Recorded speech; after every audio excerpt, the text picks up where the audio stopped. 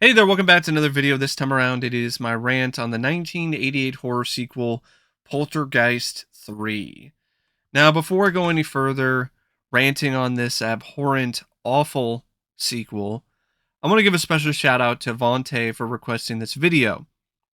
And if there's another film, TV show, or topic that you would personally like to see me discuss in the future, feel free to donate to my PayPal. The link will be in the video description down below, and I will try to get to it as soon as I possibly can. To me, Poltergeist 3 is one of the worst horror sequels of the 80s, if not ever. And I know some people would think that that is an exaggeration. For me, it isn't, because I'm a big fan of the first two, especially the first film. And this sequel is not only a pale imitation of those two films, but it's also very disrespectful to the legacy of certain iconic characters from this franchise, both on screen and off. And that's just a slap in the face as a fan of Poltergeist. So the fact that this pulled an Alien 3 before Alien 3 did its thing definitely puts this film very high on my list of worst sequels. And it's also a film that I never cared for from the beginning. Like, I was incredibly disappointed and let down by this movie the first time that I came across it on VHS. And that was after a little bit of initial excitement because I had no idea that there was a Poltergeist 3. I just went to my local Hollywood video, saw the VHS there, and I was like, oh, cool. There's another Poltergeist? I had no idea because I was a fan of the first two, and I was like, okay, I'll give this a watch. Let's check this one out. And I saw it, and I hated it, and I still hate it. If not even more nowadays, because of the fact that as the years have gone by, I've really come to like the concept of a haunted house film and a skyrise. And this is one of those few instances where they were able to do one and they botched it so badly. So that's another reason why this is just way up there for me. And why I love this film so much, because it wastes a legitimately good concept and does the bare minimum with it. And even the good things that it does with the high rise aren't really emphasizing the effectiveness or the best elements of that concept. So it's a bad poltergeist film, and it's also a bad haunted high rise movie. Now, the film is directed by Gary Sherman, who to me is a decent director. He's got some good films in his filmography. I mean, he directed Dead and Buried, which I legitimately like, and I think it's a really solid, atmospheric, moody horror film. But his direction in this is very middle of the road. I'm not gonna completely rail on him because of the fact that Gary Sherman was given a bit of a raw deal here. His initial vision and what he wanted to do with this movie was never fully realized because the budget was essentially cut last minute. So a lot of things had to be cut out of the script. A lot of things had to be essentially just deleted. And so we had to come up with stuff on the fly. And also, the film wound up having a lot of reshoots because Sherman turned in a final cut, but the studio was like, this is too short. This is like 80 minutes. We want like at least an hour and a half. This isn't long enough for a theatrical release. And so Sherman was like, okay, what do you want me to do? It's like, do what you can to make this feature length.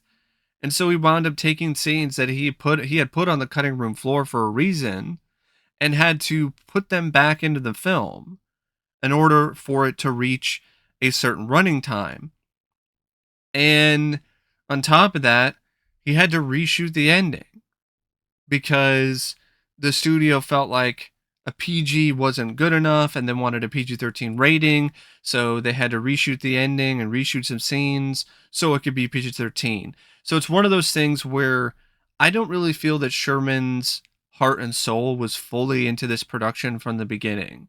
It might have been at the start of pre-production, but once the camera started rolling, because of the fact that the budget was cut, I don't think his heart was fully into it, other than when it comes to scenes where he was able to shoot effects live on set, or work with mirrors and illusions, or work with Heather O'Rourke. Like, I do buy that he developed a sincere connection with Heather and became good friends with her. I legitimately do buy that. But there's just a lot of other things in this movie when it comes to the direction where it's just so wildly inconsistent. And I really do feel that that is definitely due to the fact that Sherman wasn't fully into it, other than maybe a few scenes here and there. That's what leads to some dramatic moments just falling really flat. It leads to certain scenes looking incredibly cheap and rushed. Also, I think it's also a reason why the film is just so overly bright. I don't understand the thought process, because Sherman can do really good moody atmospheric horror films, and this is just too bright, and to the point where it just makes it look bland, and it just exposes the limitations of the cheaper set and the effects that he's working with. I think that because the budget was cheaper, he should have had less light. Should have went more in the direction of being more shadowy and atmospheric, because then it would cover up a lot of the aspects of the production that weren't really that great because of the budget that was given to him as a director. But I'm not going to sit here and say that it's all bad, because, like I said, there are some good scenes. There's some good shots that are shot live on set with effects, which are genuinely effective and honestly pretty cool, because you don't see a lot of that stuff nowadays. And I feel there are a few other sequences that are really strong, like the window washing rig scene. I really like that shot. I like that entire sequence, actually. I think that was really well designed and well executed by Gary Sherman. And even the parking garage scene, I like that as well. So there are aspects of this film that work visually, but they don't work consistently. So yeah, it's just one of those movies where the direction is very much a mixed bag, but it's more of a positive than pretty much anything else in this movie, other than maybe Tom Skerritt and his performance. Because other than that, everything else in this movie is just either incredibly mediocre or terrible. And speaking of terrible, I think the screenplay is absolute shit. I really do. By Gary Sherman and Brian Taggart. And just like any piece of shit, there are some things in it that I guess you could consider to be salvageable sometimes, or at least had something uh, that provided some amount of sustenance to somebody, but it's still a piece of shit. And it's just one of those scripts where, yeah, you have an interesting concept of having a haunted house film in a high rise. But what does this script do with it? Mostly nothing, because most of the ghostly happenings only happen in one room, and the other stuff is just a parking garage and a swimming pool, and that's it. I mean, what a waste. Like, you have all these different rooms in this high rise, and you're only going to focus mostly on a swimming pool, one bedroom, or not really one bedroom, just one room in general, and oh yeah, the parking garage. Like, Oh, and like scenes at Dr. Seaton's school, which I do not give two shits about anyway. So yeah, letdown, massive letdown because of the legitimately good concept here. I don't know. You have all these different rooms. Maybe have different rooms with different poltergeists and different kinds of spooky or supernatural stuff happening. Uh, and you have the main characters having to go from level to level to try to save Carol Ann. Something like that. Instead of, I don't know, putting more effort into putting the name Carol Ann 121 times into the fucking script. Maybe that would be a better usage of time and effort for the screenplay than, that, because that's a real thing. That's a real number. The script has Carol Ann 121 times, which is way too many times.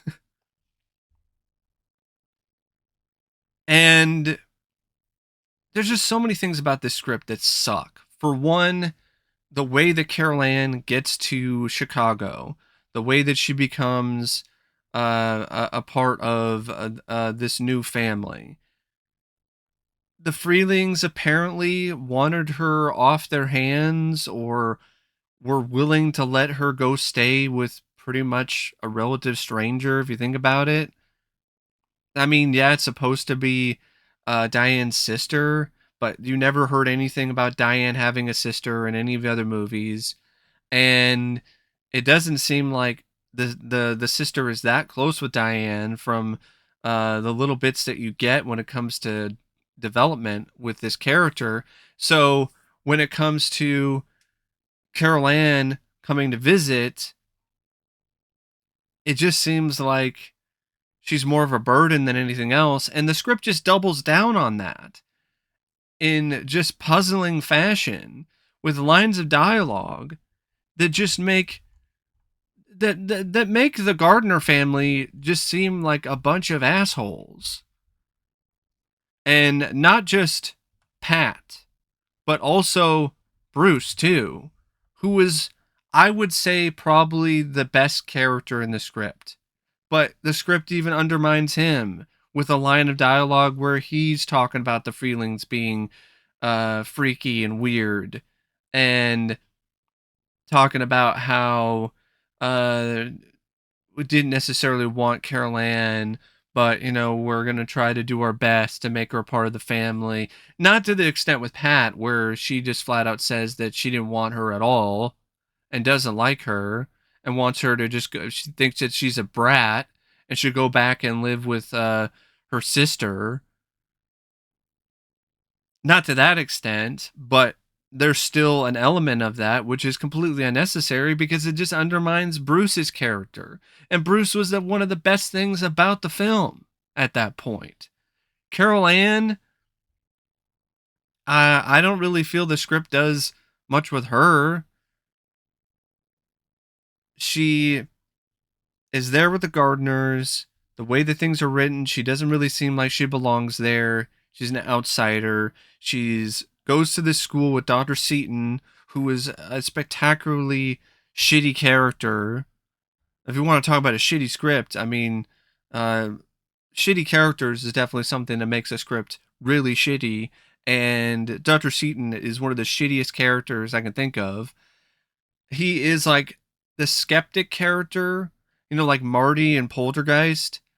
But if he had an extended amount of screen time and was just unbelievably annoying with his skepticism to the point where it doesn't even make any sense and it's just dumb, where he's just continually acting like Carol Ann is causing everybody to have mass hypnosis when it comes to anything supernatural happening. Even if it happens in front of his fucking face, the dumbass is like, "Oh, this isn't actually happening.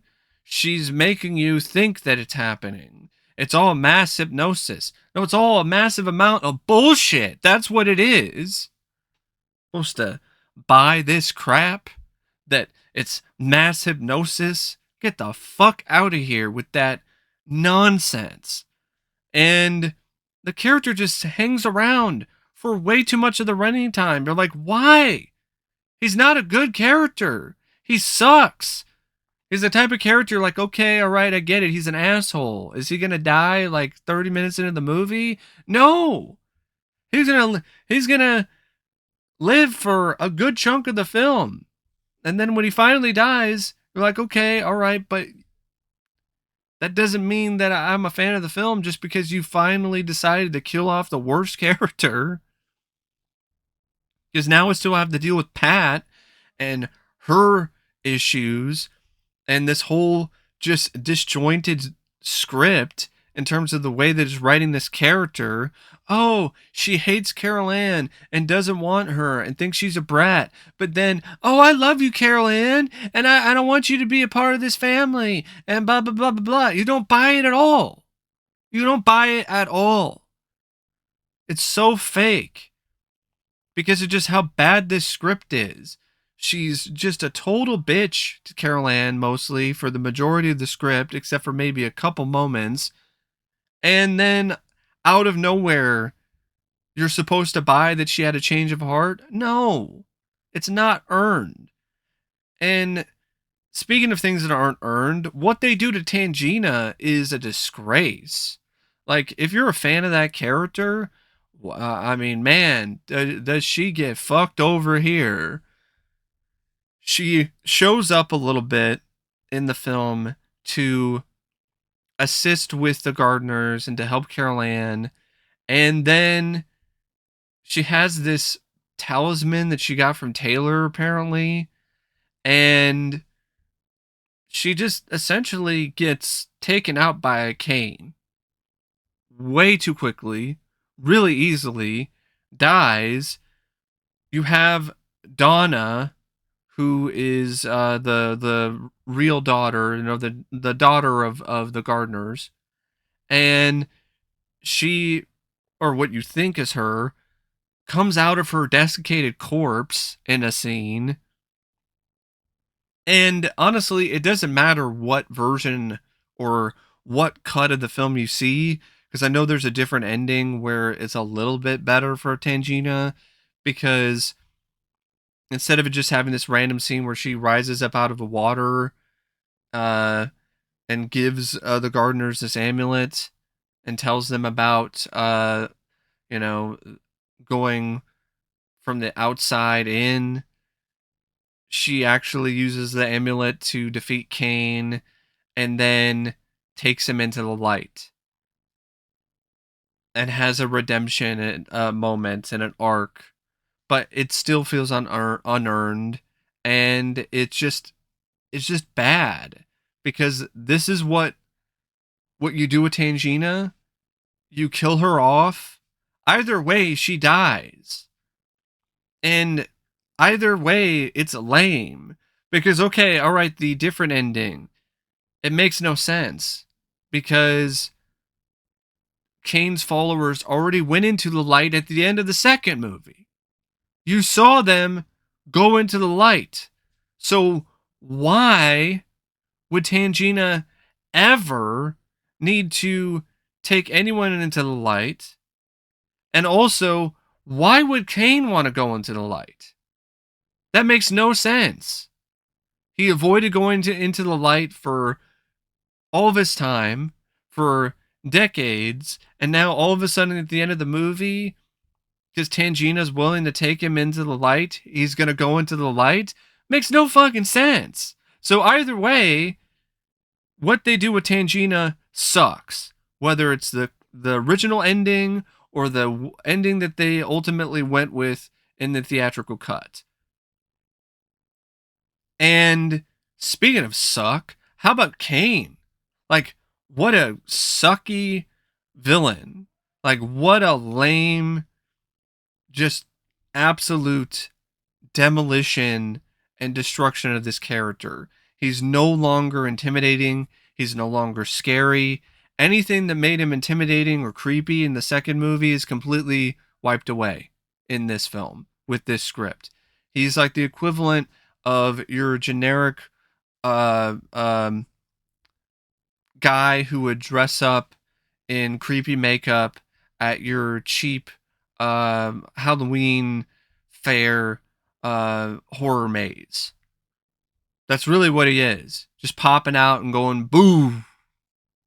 Just terrible. And it also doesn't make any sense why he's even still alive. The demon that was Kane was killed, was sent into a vortex, was essentially dispatched at the end of the second movie. Why is he back? They have some vague bullshit explanation about, oh, well, because Dr. Seaton was doing these things with Carol Ann and hypnosis and making her remember the horror that brought him back. And I'm like, that's a bunch of horse shit. I mean, come on now. Just another example of just how bad this film is and how bad this script is. Everything about it is lazy, uninspired, and just awful. And even the things that, okay, are kind of interesting, like the mirror doubles of Donna and her boyfriend, uh, um, Scott. Even that is like, okay, they're mirror doubles because it's a twist. You think that they came back after they were taken by Kane, or in Donna's case, she was taken underwater in the pool, the puddle that was actually a big giant pool of water in the parking garage. And then Scott was one of the people that was frozen in the swimming pool. Even that just feels like, okay, all right, they're doubles. Okay, haha. They don't do anything. It's not like they do a single goddamn thing.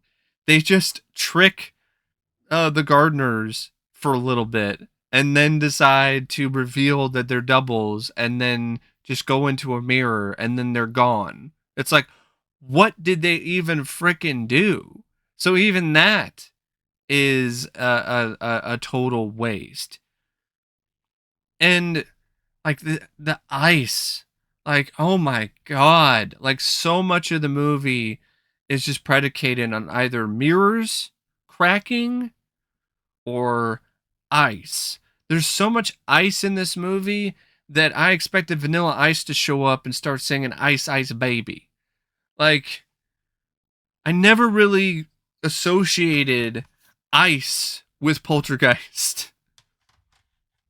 I don't remember there being a lot of scenes involving ice in the first two films, but for some reason the writers seem to think that Poltergeist equals ice.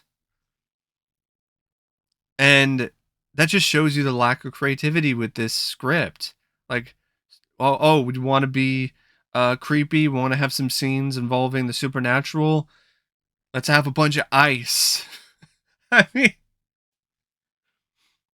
there were a couple times where it was somewhat different, like that scene where the gardeners were inside that freezer, which once again still has to do with ice. So even that is still not entirely something that's ice free. But the scene where the water fills up sideways, like, that was kind of out there and definitely a little unexpected. But so much of the film is just either involving ice or water or ice. Um, and of course, there's a little bit of fire too when the parking garage explodes, which I never really got that. Okay, he uses fire. He uses the gasoline. Tom Skerritt's character, Bruce Gardner, and drops the lighter and blows up Kane in this frozen car that he's driving around in.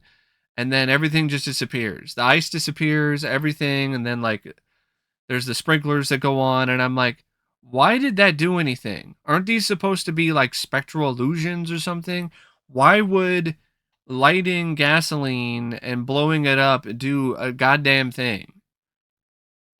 We just needed an explosion. That's why. We needed something to happen in this boring ass lazy script. So let's blow some shit up. That's the only explanation makes any sense. And then like the ending of the movie, like in the theatrical cut, it's not satisfying at all. uh Pat goes in and saves Carol Ann and stops Kane, which doesn't work because I don't like Pat as a character. I think Pat sucks about just as much as the It's Pat character from SNL, and is honestly just as unlikable. And she cuts off Kane's head and then it melts, and then everybody's brought back. But because it's the reshot ending, you never see Heather O'Rourke. It's clearly a stunt double because her face is never showing. Also, you never really figure out what the hell happened with Scott. Like, you know that Scott and Donna's doubles went back into the mirror dimension or whatever, but Scott never comes back along with Donna in the reshot ending. And then if you go to the original ending, it's still lame. Oh, everybody's just covered in ice again, and it's a really bad looking effect. And then Tangina shows up and has the amulet. Uh, Pat gets involved a little bit. It's really more Tangina that does most of everything, which at least makes a little more sense. But the ending with her taking Kane into the light definitely doesn't make any sense, especially after like he kind of died, but then I guess he came back, and then she takes him into the light. I'm like, what the hell? And I remember reading something in a Fangoria magazine or something where there was a different ending where Kane's face cracked and he exploded. And I always wanted to see that ending, but even in the ending that they found for this release, they found in a vault, that effect is not there. And I know that effect was shot because there are photos of the effect. There were photos of his face cracking. But it's not, it's the footage, I guess, was apparently lost. So even that was a disappointment. Because I was like, oh, they got the original ending. And we can finally see that effect that I've been wanting to see for so long. And then that's not even there. So even after all these years, Poltergeist 3 still disappoints me. But yeah, and also the ending has some just sequel bait nonsense as well, where Kane is, I guess, not dead. He was not defeated because the lightning crashes and then you hear him laugh again. I'm like, what? So so they didn't do anything. So he's still gonna be haunting Carol Ann, and nothing that anybody did in this movie made any sort of difference. Like, just, oh my god, so bad.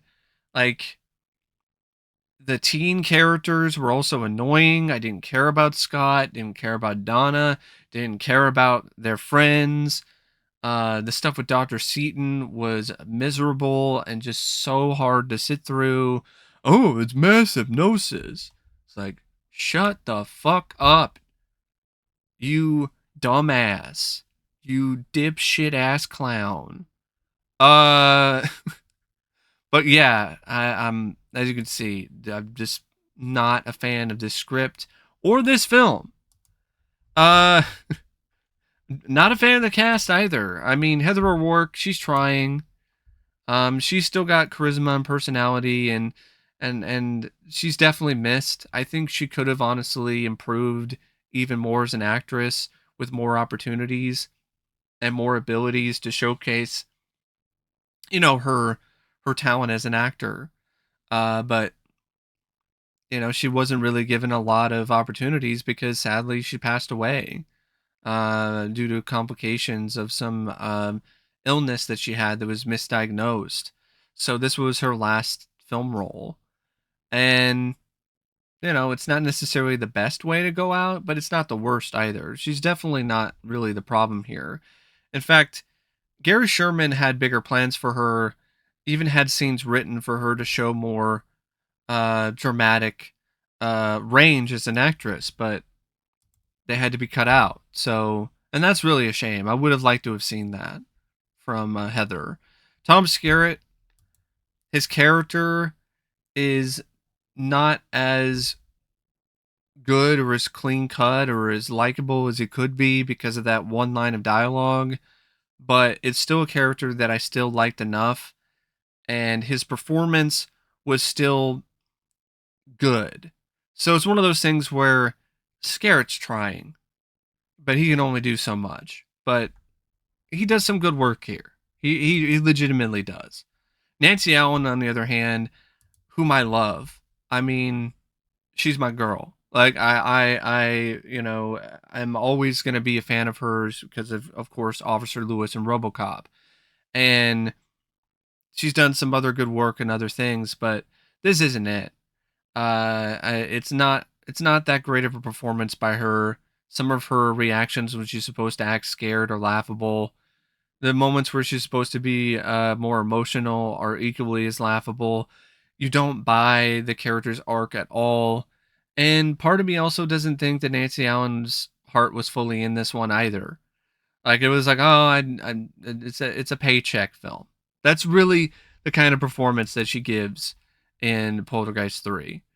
Um, she's working hard for the money, or not working hard at all for the money, really. uh, Lara Flynn Boyle, if there was more to this character other than her wanting to go and have a party with her friends and having the hots for Scott, then maybe, might be a decent performance. But since there's not much else to this role, there's really not much to say about her performance. It's just kind of there. Zelda Rubinstein, honestly, pretty bad. Like, I don't think her performance is that great in this one. There were some moments where she's delivering some lines where it almost seemed like she was reading off a cue card. But at the same time, I'm not going to be super harsh on her because she was dealing with a lot. Her mother was apparently very sick and actually passed away while she was shooting this film. So I can imagine that would be very difficult to focus and deliver a really a good performance with all of that going on. But at the same time, that the script didn't really give her a lot to work with either. So I definitely feel that it's not entirely her fault, but there are some moments where I'm sorry, like it's just not a very good performance. Richard Firecrotch. I know his last name isn't Firecrotch, but that's what I call him because his performance is so bad that it makes my crotch burn. Uh, Richard Firecrotch as Dr. Seaton. Um, just spectacularly, just stupendously bad, like terrible. I hated this character. I hated this performance. Um, his character reminds me of, Doctor Seat on my face. Uh, and not in a good way. Like the kind of moment where somebody sits on your face and it's not really like a sexual like fun experience. It's more of like a nasty thing where they're just farting with just wet sharts like right down your throat. So that's a gross image, and I apologize for that. But it really does emphasize and really does represent how just bad of a performance Richard Fire brings to the film as Dr. Seaton. Um, Nathan Davis is Henry Kane. Just a guy in a oogity boogity mask. Just not a good performance either. Like, I mean, I'm not gonna really sing any praises for that. Like, anyone could have done that. Any average stunt person could have delivered the same performance.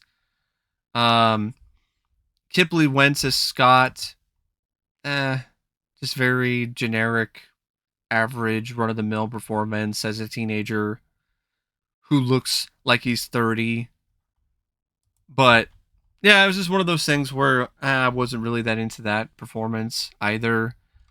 Really, it's just Tom Skerritt and no one else for me. Maybe Heather O'Rourke. Heather O'Rourke and Tom Skerritt, but that's it. The film had a budget of like 9.5 million, but it honestly looked like it cost way less. Uh, when it comes to the other technical aspects of the production, not really much to run home about. Like the cinematography by Alex Nepo Minashi. Um, this is not really that great looking of a film. It doesn't really showcase the tower that well.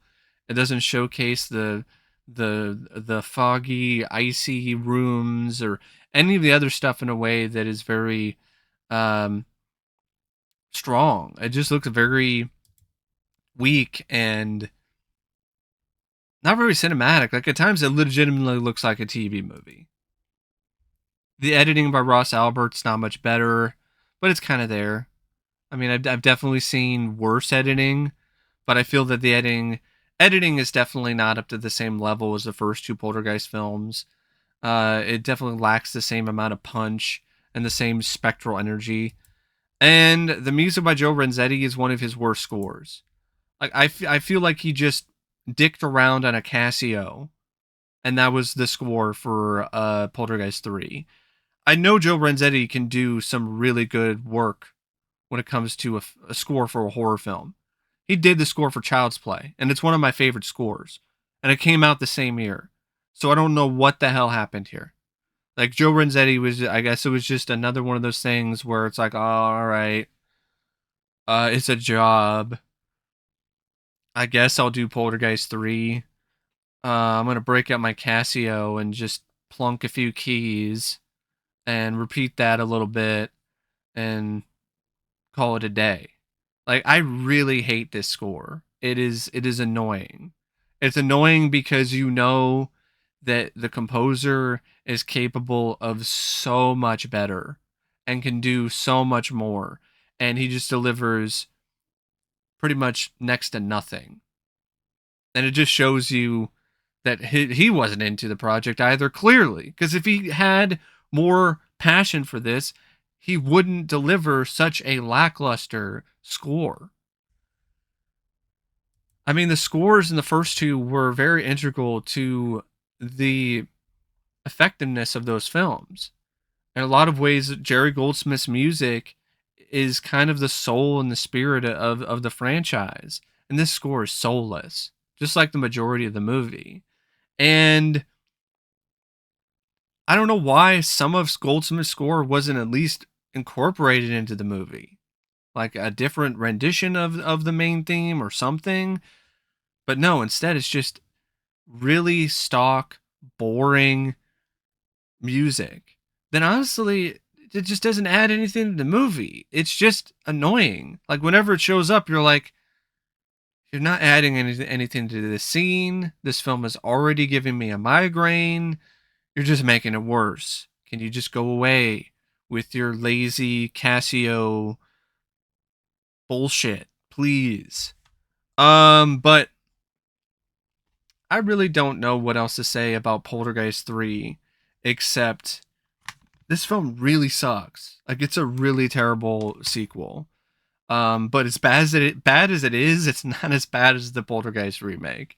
Like that is the lowest point of this franchise by far. But this is still close. And I just I don't get why this was made. Because the first two at least you understood what the thought process was behind both of them. Even the sequel. Yeah, it was kind of a cash grab thing, but they understood that the family was the heart of the series and was very integral to Poltergeist. Poltergeist 3 seemed to think that Carol Ann was all that they needed, and they thought wrong. They thought dead wrong. Um, but yeah, that's my rant on Poltergeist 3. And until next time, I'll see you later. See ya.